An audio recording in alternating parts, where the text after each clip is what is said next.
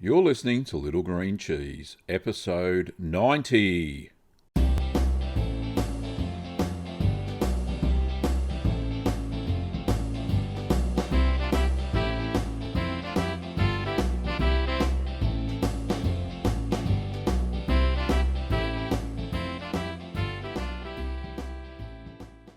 Well, welcome back, Curd Nerds. I'm Gavin Weber, and this podcast is where you can learn about cheese making at home.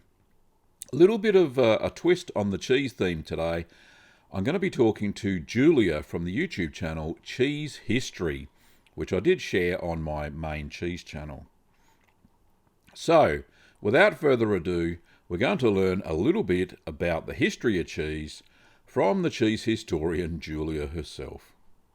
Well, g'day, Curd Nerds. Today we've got an interview with another YouTuber, a cheese-making YouTuber. Well, not really cheese-making, but cheese history, which is something dear to my heart after I read a book, which we'll probably discuss today. I'm not sure, but we'll talk about that. But our guest today is Julia, and Julia runs a channel called Cheese History. Let me bring her in.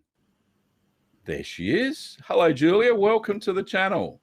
Hi, Gavin. Thanks for having me. That's all right. Now, you're from New Zealand, is that right? Whereabouts? Yep. I currently live in Auckland, but I grew up in quite rural New Zealand in the Bay of Plenty, if anyone knows where that is. It's kind of sort of in the dip on the North Island. Oh, okay. The big bay there. And yeah, probably need a map, but... Oh, I can put a map overlay up over the thing. That'll be fine. How's that sound?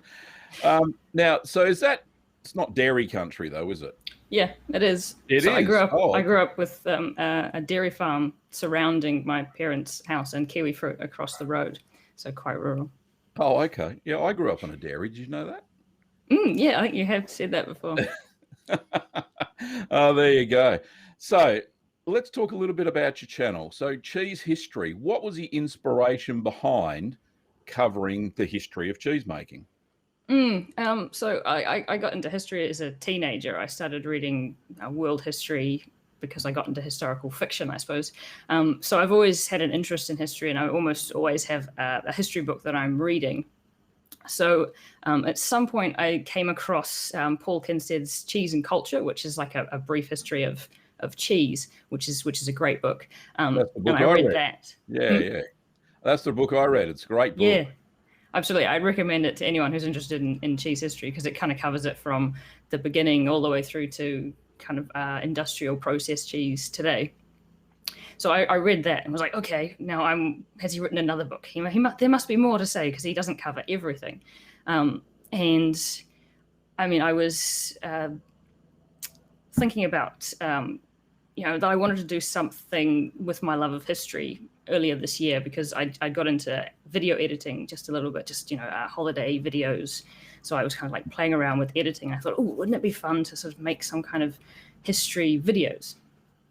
Because I like history and I watch a lot of YouTube history, and it seems like it's really kind of taking off at the moment. And there's so much that has been covered. There's so much to cover. And thinking about it, I thought, oh, well, I could combine history and cheese because although Paul Kinstead's book's great, it doesn't cover everything. And he's got a little TED Ed video on YouTube, which is like the brief history of cheese. Yeah. But that's like a 5-minute video. There's so much more you could talk about. So I thought, oh, well, if no one else has done a cheese history YouTube channel, then I should probably do it because, if it's not out there, you might as well do it yourself. Why not? That's right. That's one of the reasons that I created my channel because there were at the time, there were no cheese making video tutorials per se. So, yeah, that's a good idea. When you find a niche and you are passionate about it, it's always great to fill it. So you're doing a great job. Now, did you get a little bit of inspiration from Max Miller from Tasting History? Yeah. Just a little bit. I discovered his channel last year when it sort of started to take off, and I was like, "Ooh, that's really interesting sort of stuff." He started with cheese as well. Well, that wasn't the video I sort of discovered his channel from. I was like, "Oh, he started with cheese, and he does really interesting sort of stuff." So I thought, "Ooh, I could draw some inspiration from what he's done." Yeah. Because I watch all his videos, and he's brilliant. He is great. He is He's a character, that's for sure, and I love his presentation on screen is just it just makes you feel good. You know what I mean? Yeah. Yeah. And you, I've been watching some of the earliest video that you made. Is always the hardest one to make, isn't it? Yeah. So it was about the first where cheese came from, I think, wasn't it? Yeah. Yeah. The origins of cheese. Yeah. So the origins of cheese, very interesting. There's always, if you read any cheese making book, right, there's always this story about a herder or shepherd or something like that who puts milk in a stomach. I don't know where they get this from, but put milk in a stomach and then he goes to eat his lunch and he's got cheese. Is that fact or fiction?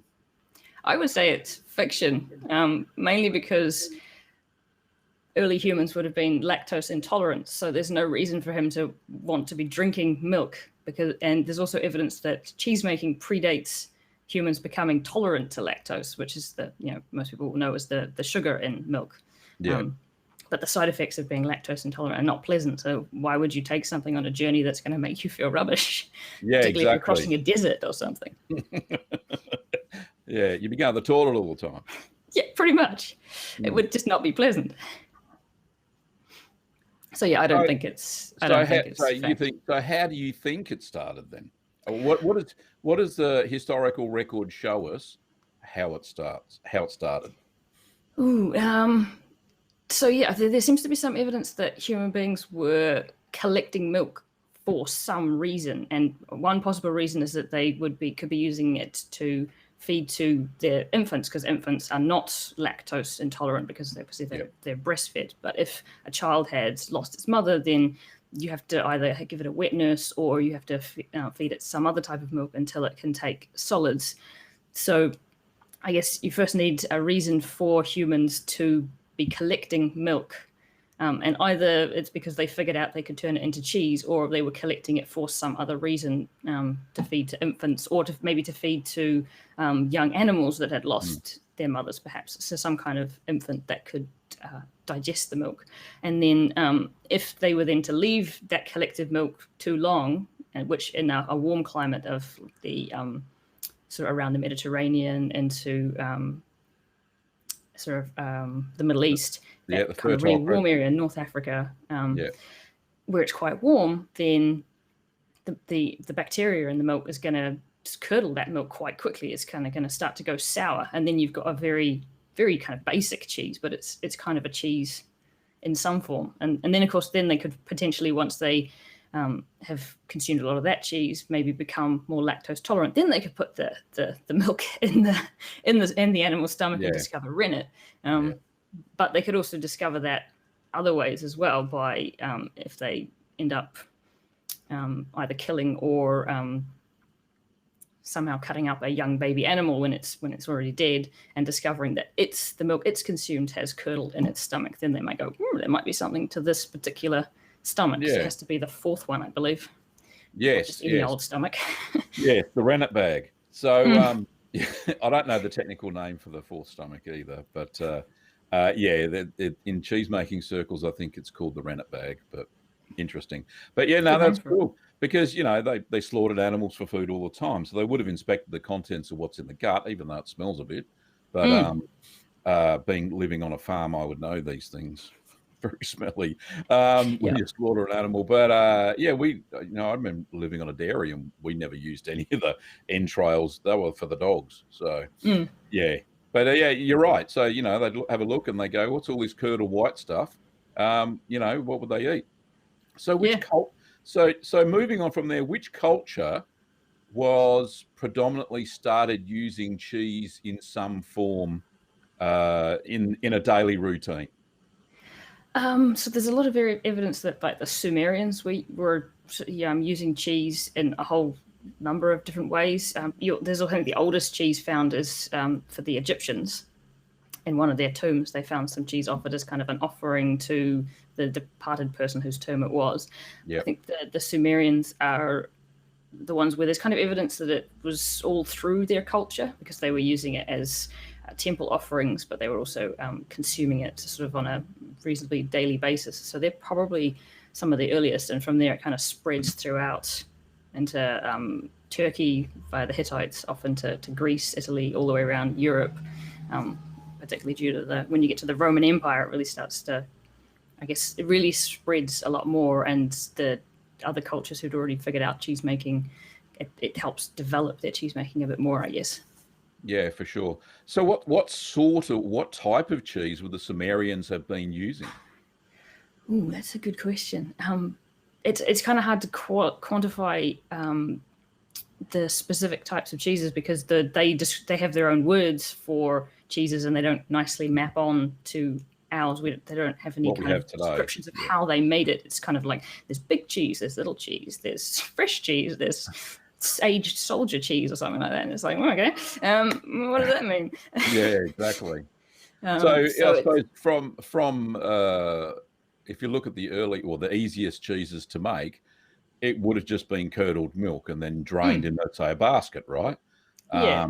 So they probably would have, and that's easy to make on a daily basis. So it probably would have been some sort of lactic set cheese, and then eventually some clever bunny, like you said, would have figured out that the rennet comes from the fourth stomach of a ruminant and gone on from there. Is it also true? Here's a trick. I don't know if it's a trick question, but is it also true that the Romans stole cheese making from the Greeks? Ooh, it's a good question.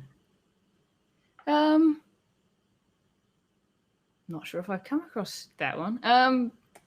Well, I suppose they invaded them, and the Greeks had cheese first before, I suppose, the Romans were just a fledgling little tribe when the Greek Empire was, in full swing. So was it I think they had something close to ricotta in that when they were just sort of more little tribes, because I think they had come across that they had like special pots for stopping the milk boiling over, which is quite impressive. But yeah, because the Roman Empire just kind of like absorbed stuff, the best from everyone around them, and they imported a lot from not just Greece but elsewhere as well. So yeah, they probably did. They definitely overtook the best cheese making areas.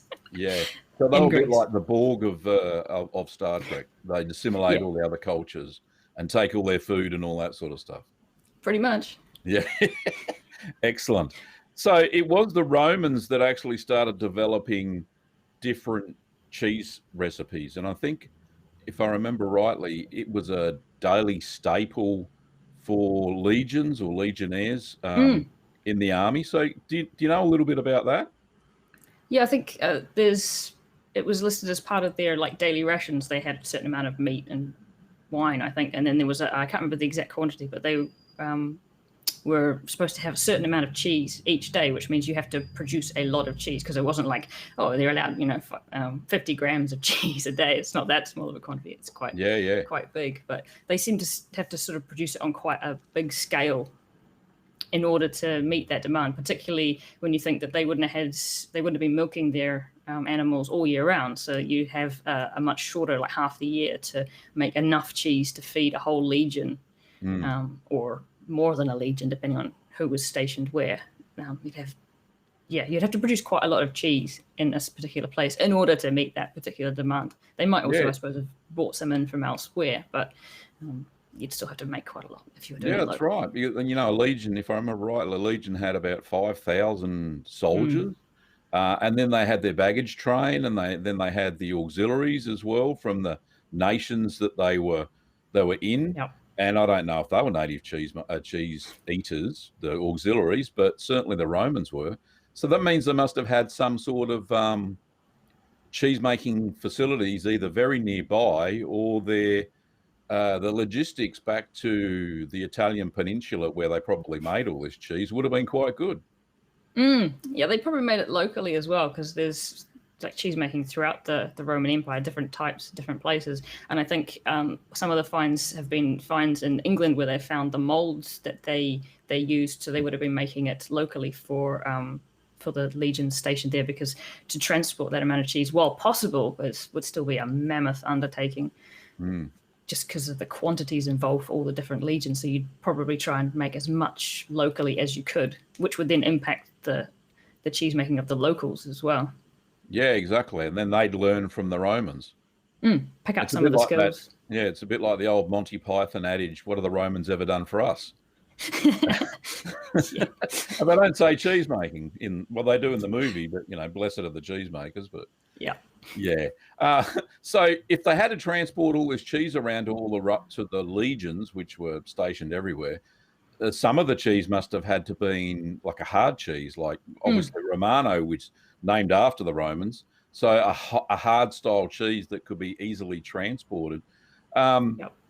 So it's amazing that just from those roots, and then I suppose the collapse of the Roman Empire, was cheese making still prevalent in Europe? Yeah, so after the collapse of the Roman Empire, you kind of have the Dark Ages, I suppose, where most of Europe, more or less all of Europe, is Christian at that point, and you find a lot of cheese making in the monasteries, which is sort of like the stereotype of monasteries cheese. Yeah.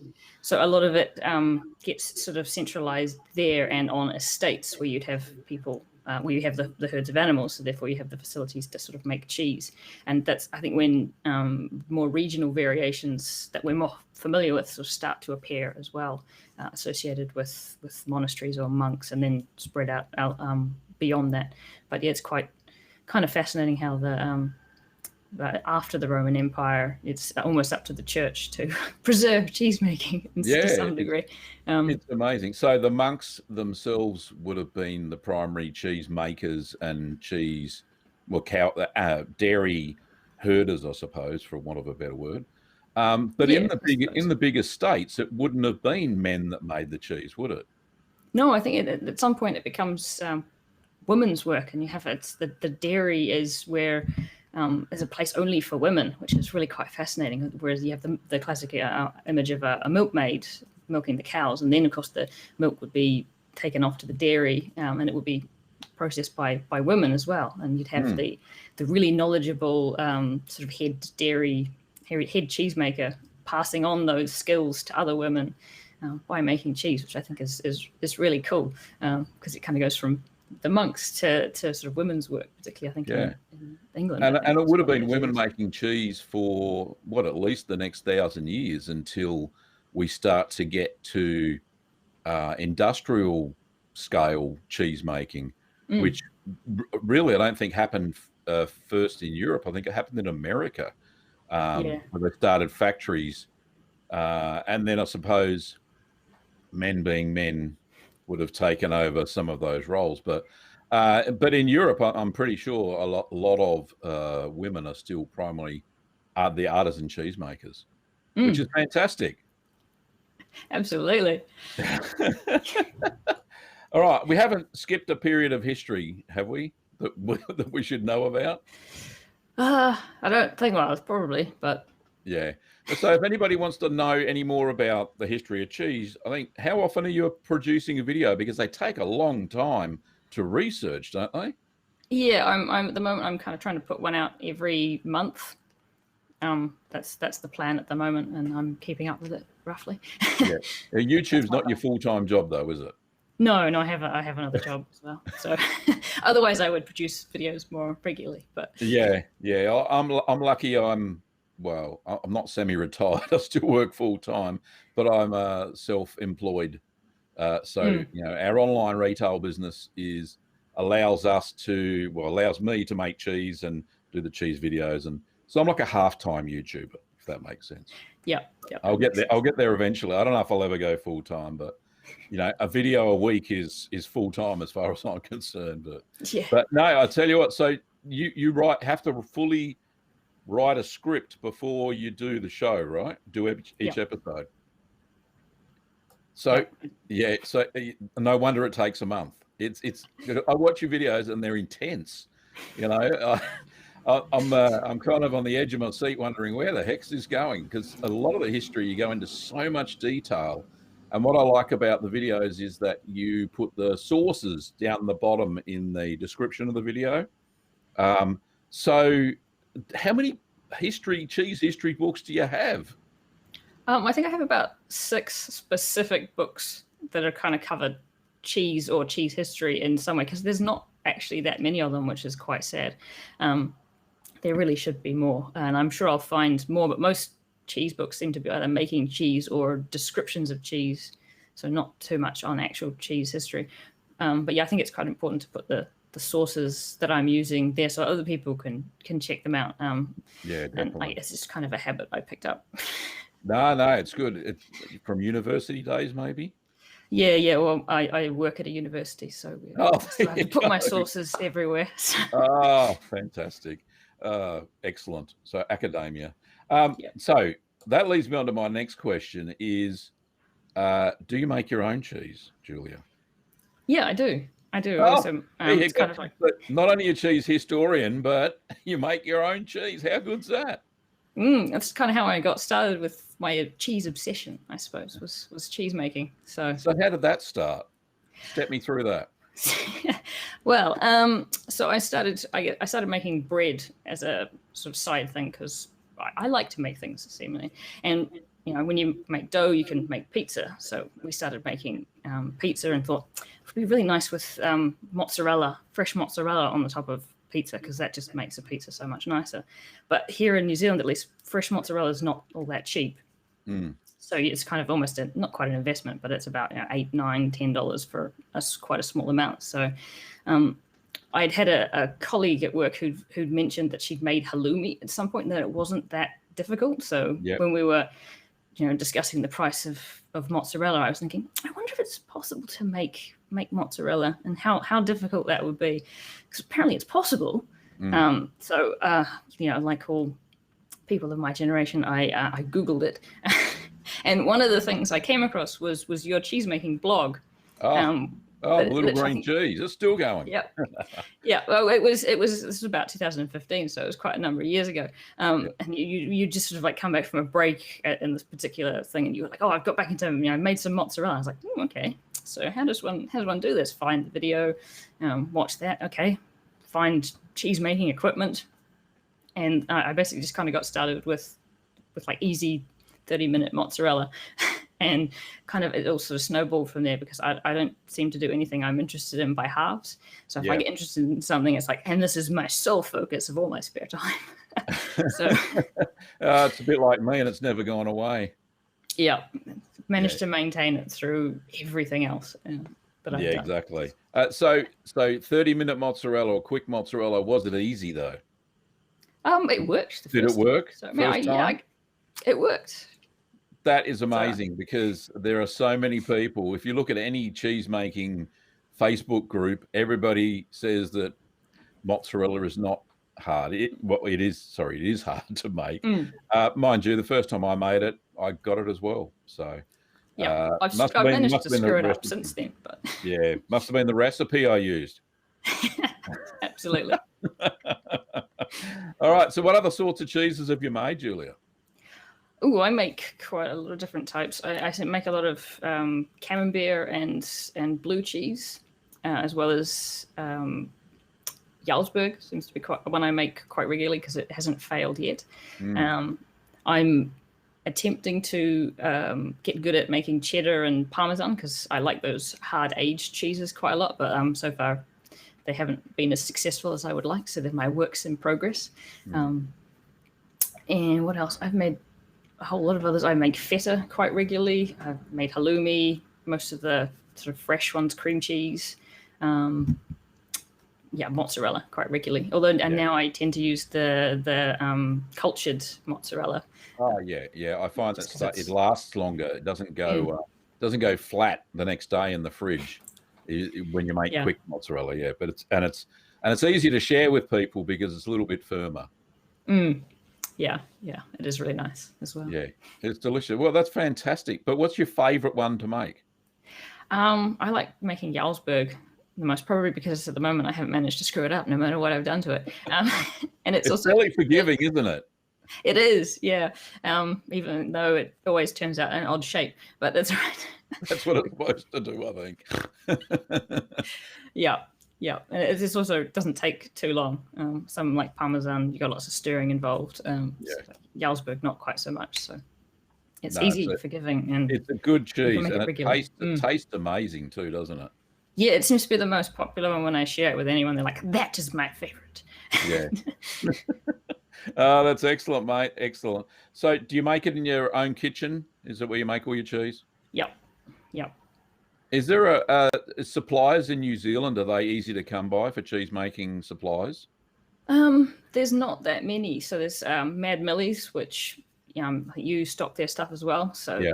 that's probably like the main supplier. It's where I got most of my equipment from. But I mean, all their cultures are pre-packaged. So Yeah. to get individual strains, there's a company in the South Island of New Zealand in Christchurch called the Urban Cheese Company, and they do All right. little quantities of cheese cultures. So I use them for cultures and other bits and pieces. And I get some stuff from Mad Millie still. So it's kind of, those are the main two that I found.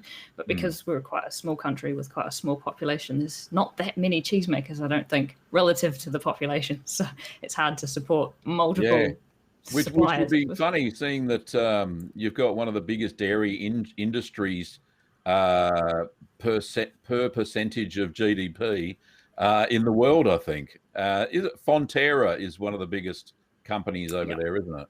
Yeah, they have the market share of milk, but we produce milk mainly for milk powder for export. So we don't have a great big artisan cheese, or even cheese making industry that does a whole variety of stuff. We do the standard blocks of Colby, Edam, and types of cheddar. Basically, there are now a lot more artisan cheese producers than there used to be. They're kind of springing up, which is kind of great to see. But like making a whole variety of cheeses is not really part of the cheese history of New Zealand. We've got a boring cheese history. Well, I suppose a little bit like Australia, because we're a young country just like New Zealand, in geological time, of course. But we've got artisan cheese making springing up as well. But and hopefully they're surviving during the pandemic. So getting their produce out there, because I'm not sure about how the pandemic's going there in New Zealand. I think you got a bit of a handle on it, bit of more control than we have at the moment. Yeah, at the moment, fingers crossed it stays that way. Are all restaurants and stuff open over there now? Yeah, at the moment we're pretty much sort of life as normal, except that it's really hard to get into the country. Yeah, of course. It's not a good idea to go out because it's hard to get in. You can go out, but don't come back again. You might not be able to come back in. For a while. For a long time, I think. Artisan cheesemakers were struggling here in Australia for a while due to the fact that all the restaurants shut down. So a lot of artisan cheesemakers have contracts with restaurants, of course, and that's how they sell a lot of their cheese. But there's a lot of companies coming online, like Cheese Therapy is one I can think of here in Australia, who sell cheese direct to the public from the cheesemaker. So they take the cheese from the cheesemaker, become the cheesemonger, I suppose, and then would package that in packs and stuff like that. And I think that's been doing a lot of the artisan cheesemakers a service here in Australia, and doing it well. So, but I'd hate to see cheesemakers go broke during the pandemic, because everybody loves cheese. Exactly. Except for the lactose intolerant. But then I can make lactose-free cheese, which I've got recipes for those too. Yep. There's always a way to eat cheese. Yeah, exactly. Whether you've got lactose in you or not. So other than the cheeses that you personally make, do you eat other cheeses, store-bought ones and stuff like that? Yeah. You can't keep up with demand, right? No. Particularly as my husband is Dutch, so he goes through quite a lot of cheese. Right. So you have to get some store-bought cheese, otherwise I'd have to make cheese multiple times a week just to sort of keep the supply, to keep up with demand. But also because there's quite a few artisan cheese makers that sell in supermarkets here as well. So there's usually a reasonable range, which has increased a lot over the last few years, a reasonable range of good quality artisan cheeses. If you want to make a nice cheese board and you don't quite have all the stuff in your own cheese cave. Yeah, which is hard to do. Yes, all at the same time. By some miracle, you manage to get 4 cheeses at the same time. Yeah. Unless you put a little bit in the back of the cheese fridge like I do and forget about it for 5 years, and you've always got cheese in the cheese fridge. I should do that. Start just squirreling it away in the back of the cheese can. Oh, that's what I do. I always take a little quarter of the wheel that we'll share and all the rest and eat some of it. But I always squirrel a little quarter of each batch, put it in the cheese. Always makes a good video too, by the way. So everybody loves a 5-year-old cheese, apparently. That's so good. Well, they're hard to come by.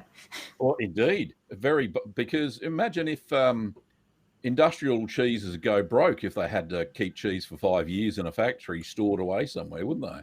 Or it would be ridiculously expensive. Oh, crazy expensive. So yeah, because they'd throw on the price of of maintaining it, which for the home cheese maker it doesn't matter. You just forget about it in the back of the fridge. If you turn it, you turn it. If you don't, you don't.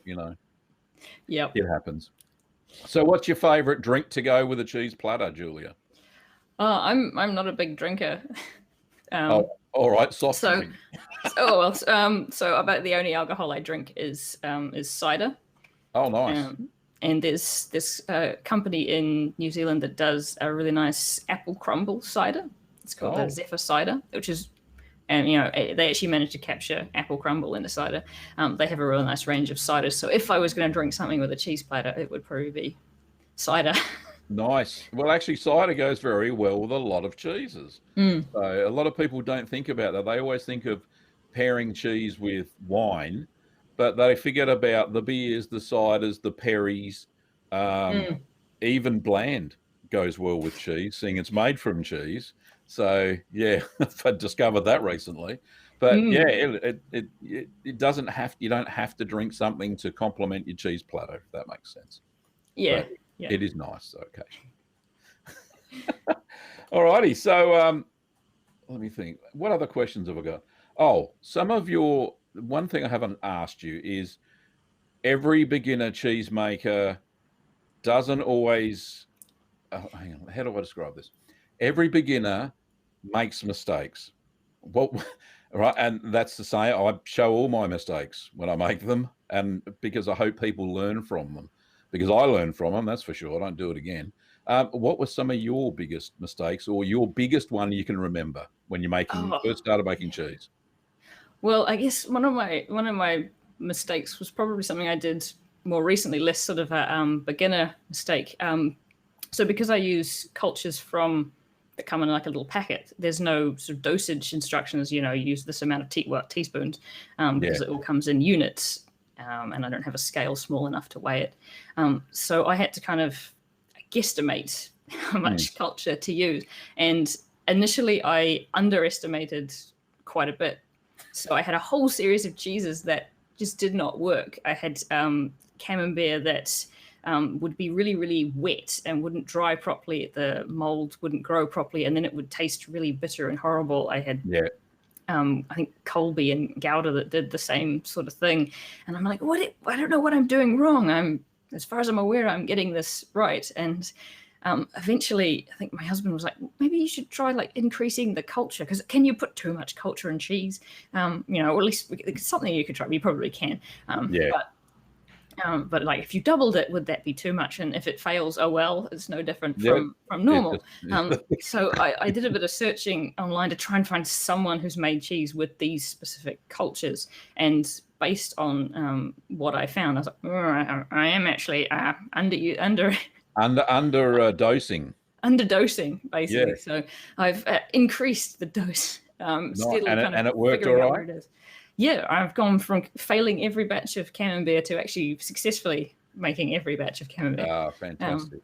Whereas, I was pulling my hair out over camembert for ages because I was like, I could make this perfectly for like years, and now every batch is failing for one reason or another. And because I'm like, is it because I've changed recipe and it's slightly different, or is it because I'm not stirring it long enough? Am I cutting it too? Again, there's so many variables you could play with to figure out what's going wrong. It is. You have I almost have to go through so many failures to figure out what it is. Yeah. Well, look, it takes that sometimes. I've made cheeses that I've either fluked the first time and not written down what I actually did, and that's the biggest. That's the biggest thing I find, is that I have a pen and a pad and I write down every single thing I've did, the dosage, what culture I'm using, And I've got about 10 of these little books now that have all the recipes, and that's, I come up, and that's why I can write a recipe book. It's because I've got all my recipes that are tried and tested, and I know which one worked and which one didn't. So, but yeah, dosage control is one of those things that people don't think about, really, especially when it comes down to failure. It's so hard to diagnose. I get about 10 emails a day, right, of people saying, what did I do wrong? Here's something. And it's really hard unless I'm actually there looking at their recipe with them and making the cheese with them. It's so hard. So sometimes some of my best guesses help, I think. So yeah, it's difficult to do, isn't it? Yeah. But yeah, got there in the end. Seems to. You got there in the end. What about your cheddars and you gone into cheddars yet? You were saying? Yeah, I have a couple of cheddars. So stir curd or normal cheddaring? I've done one stirred curd, but most of them are cheddaring. And we'll see in a few months whether the latest one worked, which is the first one I've done with a slightly increased amount of culture. So I've got one that's a possible. The cheddars, because I was measuring the pH, they turned out all right. They just turn out more like Colby rather than cheddar. Okay, milder. And my parmesans are a bit weird. So the last one I cut open, they always seem to develop eyes for some reason. Eyes. Okay. Yeah. So it always swells up. I'm not quite sure why.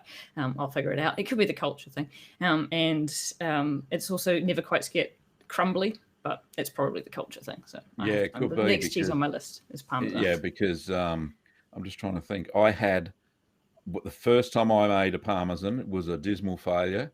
The Parmesan blew up like a balloon, and inside, I've got photos somewhere that I've got the rind, which is that thick, and the rest is air. It's one big bubble on the inside.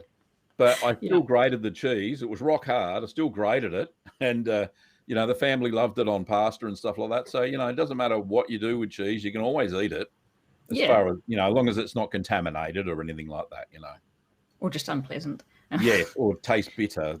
They're the ones that you've done something wrong, either not enough culture or too little or not enough salt or what have you.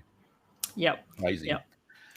All righty. So what words of encouragement would you give, Julia, to a newbie cheesemaker who has never made a cheese, but they're eager and they want to go?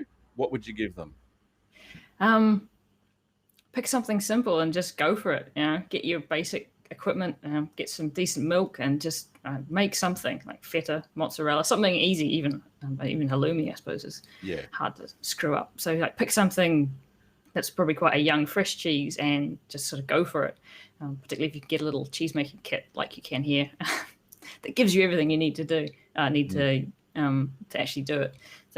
I'd say that's the best place to start. Is give it a go and see how you like it. I'd highly recommend starting with something easy, because there's nothing worse than trying something, failing, and then never trying again. Because you'll never know whether you're any good at it if you don't give it another go. But like I said, a lot of the kits, like we sell lots of kits in our business, and they're they're all tested, so they work. So you follow the instructions to the letter with the stuff given to you in the kit, and not try and substitute it with something else, then usually you don't have too many problems. So it's always good to give it a go. But, and there's always your tutorials to watch as well. Oh, thank you very much. Yes, of course. I forgot those. Yeah, I make them all the time. But yes, if you get stuck, go and watch one of Gav's video tutorials. That's me. We'll go from there. But so here's my last question. Well, I think it might be my last. We'll see how we go. So making a YouTube channel is not easy. So have you got any tips for anybody who wants to start a new YouTube channel? I guess one tip would be that to come up with an idea or something that you think will interest you for quite a long period of time, or something that at least has the scope to make more than a couple of videos. So I guess first you need your idea and sort of to define kind of a rough idea of what you want to do, because you start somewhere and it'll probably morph into something else. Because I think I had a rough idea of here are I think it was about 40 or 50 possible episodes I could make. And I think if I went back to, I've probably done one of those because it's kind of taken on a life of its own. So I guess one thing would be like figure out what you want to do on your channel, and the other would be to find other channels that you like to watch and that you find interesting, and sort of figure out what are some of the things that they do that you could incorporate into your channel, because you don't have to reinvent the wheel. You can look at what other people do and kind of go, oh, I like that particular part of what they do, I could do that. Or, you know, I like the way that they, you know, put their information in like that, or how they display this on the screen at this point, or blah, blah, blah, blah. You know, it's like pick the things that you like to watch that are sort of a similar genre to the idea that you've got, and sort of, I don't know, pick a few ideas that you could incorporate in, and then sort of just do make little changes kind of as you go. Say, oh, I'll do this time, and then the next one I might incorporate something a little bit different. Yeah. So like you don't have to be perfect on your first video, because it's often the hardest. So you know, go easy on yourself. Yeah, for sure. The first video is not always the best. I look back at the very first one I made, and it was a 40-second video of me panning around the kitchen when I was making cheese. No video, no audio, nothing. I didn't say a word. And it's still there. People watch it. I think they go, this is the first video we ever made. But yeah, and the second one wasn't much better, because at the time, I think YouTube, this is back in old school YouTube, they only gave you 10 minutes for a video. That was it. So try to fit in, you know, a 5-hour cheese making session in 10 minutes. It's difficult. So I actually split I think the first cheese I made could have been Caerphilly or Parmesan. I'm not sure. Anyway, I had to split it into 3 separate videos, part 1, 2, and 3. And I don't think I talked. The microphone was shocking. The lighting was shocking. The camera I had was, I think, in 720p back in the day, and it was shocking too. But hey, you made it. You put it up there, and you go for it from there. You always get better. Yeah. One of the things I struggled with at the start was editing. So, how's your editing skills? They're getting better. I mean, because I started just, you know, editing holiday footage together. So we just go somewhere, take a little bit of footage, you know, edit it together, and then send it off to friends and family to go, oh, look what we did. That I kind of learned, I guess, the basics of video editing that way. So I guess with my editing as well, I've tried to like learn maybe a little new skill each video I put out, or develop it in some kind of way. And I just started off keeping the editing quite simple. Otherwise, it was going to take me so long to edit a video if I wanted to learn how to do everything that everybody else does just for the first video. But yeah, I think my channel's only been going a few months, and I already look back at the first one and go, I could have done that a bit better. Hey, look, if I had so that's why I remake some of my videos, because not only did I think the recipe was not the best as it possibly could be, but the video itself, the instructions weren't clear. So I try and, you know, and a lot of people watch them and rewatch them again. They don't care. It's a cheese video. They'll watch it, you know, which is great, because there's so much support in the Curd Nerd community, which is why I hope a lot of the viewers that are watching today go and check out your channel. So tell us where they can find you on the socials and on YouTube and all that sort of stuff. My channel is called Cheese History on YouTube, and I'm also on Instagram. I think I'm cheese.history on Instagram. There's links on my YouTube page. I mean, I've set up a Patreon account, and I don't have any Patreons yet, but it's there in case anyone wants to come and support what I do. We'll just see what happens with that. But yeah, so I'm mainly on YouTube and Instagram at the moment. So I post pictures of the cheese I make on Instagram, as well as I'll post stuff about the history of cheese as well, as I find stuff to post. So yeah, of course. Now I'll pop the links to your channel and your Insta page down in the description of this video for anybody who's watching, so they can go and check out Julia's very good cheese history videos. I love them. I can't get enough of them, Julia. They're great. Keep them coming. Yeah, will do. Fantastic. Well, it's been lovely talking to you. I really enjoyed catching up with you. So hopefully some people will pop over to your channel and have a look at your great work. Yep, it's been great talking, Gavin. Thank you. No problems at all. Thanks, Julia. See you later, mate. See ya. Bye-bye. Bye. Well, thanks for listening and watching the episode with Julia. I really enjoyed talking to her, as you could tell. She was a font of cheese knowledge, cheese history knowledge, which is fantastic. And even greater, she makes cheese herself, so I was very excited about that. So don't forget, if you want to send in a question to be answered on the podcast, then the link to SpeakPipe, my SpeakPipe page, is down in the show notes or the description below. Well, thanks for watching, Curd Nerds. You can find my YouTube tutorials, cheese making tutorials, over at cheeseman.tv, or just search for Gavin Weber on YouTube. You can also find my podcast on all good podcast players.